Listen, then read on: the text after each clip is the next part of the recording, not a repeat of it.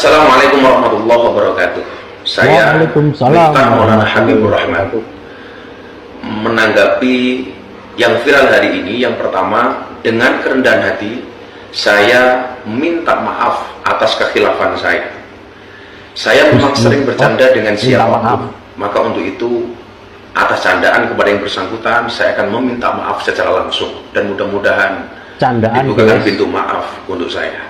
Jangan bilang bapak penjual es itu dinaikkan derajatnya karena dihina oleh Miftah dan semua audiens yang tertawa yang kayak Dajjal itu. Bapak itu mendapatkan rezeki dan dinaikkan derajatnya itu karena doa-doanya. Karena Tuhan ingin menunjukkan kepada Miftah bahwasannya yang dihinanya itu adalah ciptaan Tuhan yang seharusnya dilayakkan. Rupanya kejadian ini bukan kejadian yang pertama, tetapi memang dia beberapa kali mengolok-olok tukang es.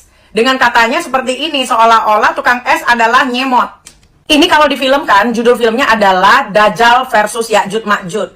Melihat yang di sebelahnya yang ketawa-ketawa terbahak-bahak kali itu, banyak kali bercandaanmu atau guyonanmu itu nggak lucu sama sekali. Nggak lucu sama sekali. Guys, finally Gus Miftah minta maaf dong sekitar 3 jam yang lalu gitu. Minta maaf ke penjual es teh yang dihina di depan orang banyak. You know what? Apa katanya? Nggak bermaksud ngatain dia seperti itu.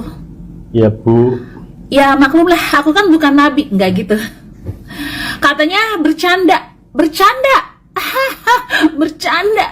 Emang bapak nggak ada bercandaan lain yang lebih kocak lagi Pak? Pak, saya kasih tahu Pak, bapak bercandaannya norak banget Pak. Norak. Bapak ngatain orang goblok di depan orang banyak. Sebenarnya goblok itu siapa Pak? Siapa? Si penjual es teh atau bapak? Maaf nih, sebelum bukannya nggak sopan Pak ya, tapi sikap bapak itu nggak banget. Apalagi teman-temannya si bapak ini yang notabene udah tahu kan nggak banget ya ngatain orang goblok di depan orang banyak. Terus dia malah ketawa-tawa, anjir lah. Lu tuh nggak punya pendirian, tau nggak? Orang-orang yang berada di sekitar si Gus Miftah yang pada saat dakwah itu nggak nunjukin banget yang namanya kalian itu pemuka agama. Nggak ada nunjukin menurut gua ya. Yang lain terserah, ini menurut gua. Mohon maaf nih ya. Kalian berkaca deh. Ya berkaca. Itu nggak banget, paham nggak sih? Paham. Jadi gua mau kasih tahu nih ke kalian yang kemarin cekakak-cekikik yang ngelihat orang dikatain goblok di depan orang banyak ya. Bercandaan kalian itu norak. Sumpah. Memang jualan agama di Indonesia itu bakal lebih laku daripada jualan es teh. Jualan es teh sehari paling cuma dapat 50.000. Itu juga harus diolok-olok dulu sama orang. Tapi kalau jualan agama gak cuma dapat duit, tapi juga dapat jabatan. Seperti kayak Miftah yang baru-baru ini lagi fenomenal karena ngata-ngatain penjual es teh. Dan kalian harus tahu bahwa gaji Miftah sebagai utusan khusus presiden di bidang kerukunan agama per bulannya 18,6 juta rupiah. Dan itu belum sama tunjangan-tunjangan lain yang fantastis nilainya. Karena menurut Perpres nomor 137 tahun 2024, gaji dan hak keuangan utusan khusus itu setara dengan level menteri. Kalau dihitung itu mungkin pemasukan Miftah dari negara alias dari uang kita semua bisa sekitar 100 jutaan per bulan. Di luar sana ada rakyat kecil yang susah payah untuk menghidupi kehidupannya sehari-hari, tapi malah diolok-olok sama seseorang yang punya jabatan, yang menduduki jabatan utusan khusus presiden bidang kerukunan agama, yang malah sekarang malah ngajak baku hantam. Dan gue jadi pengen nanya ke lo, emang ikhlas kita ngeluarin duit buat pajak, dan dari pajak itu untuk ngegaji orang seperti Miftah yang menduduki posisi di pemerintahan? Miris banget ya liatnya ya. Apa karena yang ngomong Gus gitu? Jadi ya, sekelilingnya juga pada ikut ketawa. Sampai terbahak-bahak ketawanya. Seolah-olah itu lucu. Seolah-olah itu benar. Seolah-olah itu pantas buat ditertawakan. Buat kalian yang ada di situ, yang ketawa. Ngetawain si bapak itu. Ya. Kalian punya otak sama hati nggak?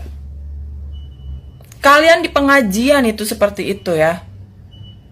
Entah kalau lagi nongkrong, entah kalau lagi bercanda-bercanda sama teman-teman kalian, terserah deh. Tapi itu lagi pengajian. Lagi pengajian si Gus ngomongnya seperti itu dan kalian tertawa terbahak-bahak. Pantes nggak? Sekarang guys, ada lagi nih mendadak alim, Gus goblok. Ya kan? Iya. Bicaranya lemah lembut, ya kan? Langsung permohonan maaf, kelar di negara Konoha, ya kan?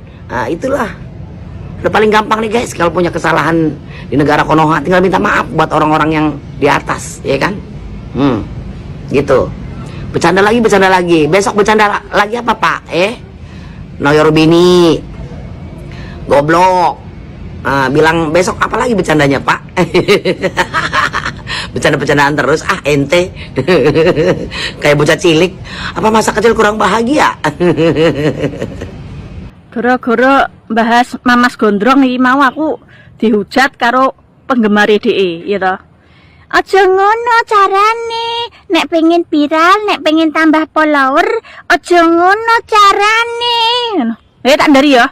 Followerku ya wis lumayan akeh. Ya konten kreator liya pun saya jamin dia bukan mencari follower, tapi memang saking gregetene. Dan buktinya apa? Setelah diviralkan akhirnya si Mamas Gondrong tersebut meminta maaf.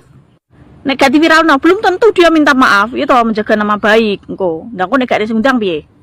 Ambil hikmah ngono ciri penggemari. Kowe janjane iso bedakno hikmah karo yang disengaja apa ora to? Kuwi ngono candaan yang berada di zona merah, ya. Wis berada di zona hinaan. Di mana ada seorang pedagang es teh yang mencari rezeki di depan beliau dikatakan GOBLOK. Seharusnya kalau pinter itu bisa menempatkan situasi.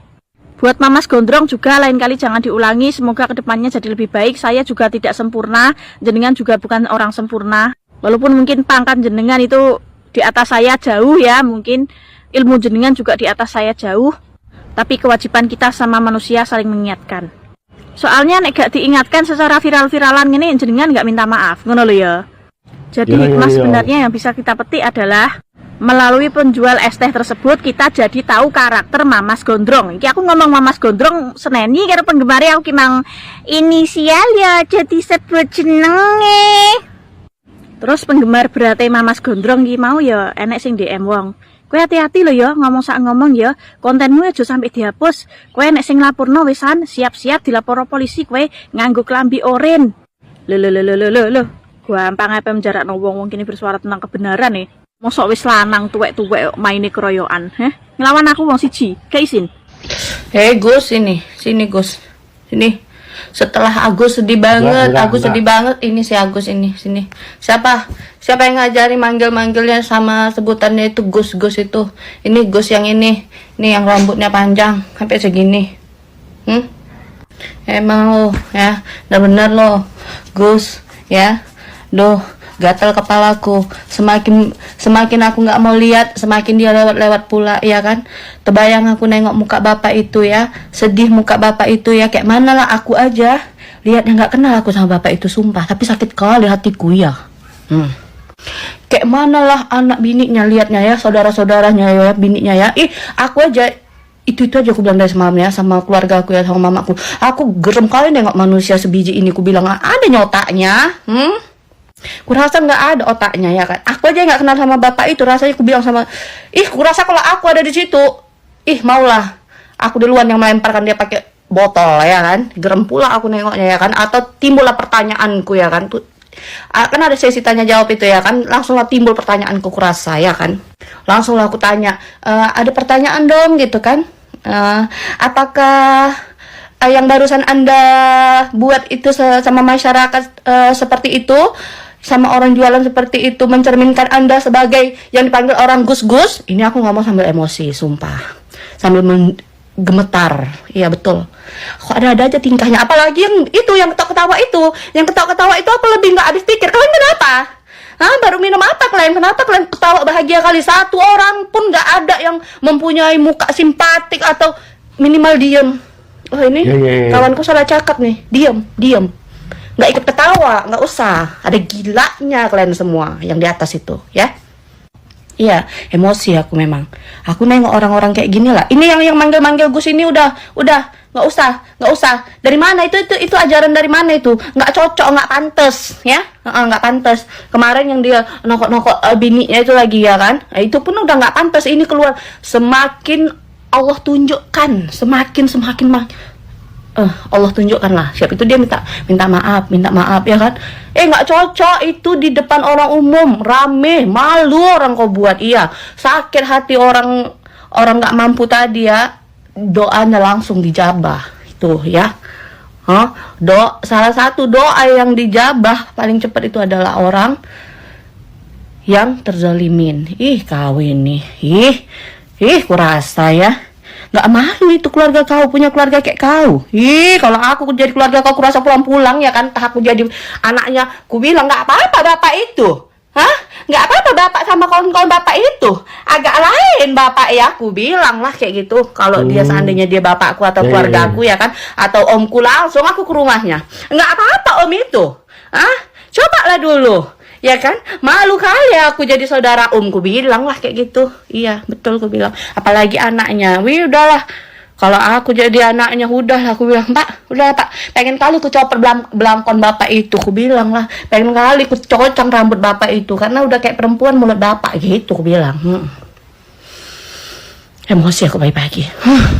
Udah keluar ya, emosiku udah keluar. Tapi tunggu dulu ya, dicocang kayak perempuan bukan maksudnya perempuan itu mempunyai mulut seperti Anda. Maksud saya adalah Anda beserta teman-teman Anda di situ sudah kayak mama rempong ya, yang biasanya yang rempong itu ya mama ya kan, perempuan mama. Itu kalian itu udah kayak emak di situ. Ya segerombolan emak itu kayak gitu tuh. Laki-laki tuh nggak cocok kayak gitu. Ya nggak cocok. Yang ketawa itu lagi, kayak emak menang arisan ya, kayak emak menang arisan. Itu yang dimaksud ya. Nggak mau aku salah-salah cakap kayak si kawan ini, nggak mau aku ya. Walaupun aku bukan Gus, jangan aku salah cakap. Ya kan, nggak usah salah-salah cakap kok. Terus kok salah cakap berapa kali kok.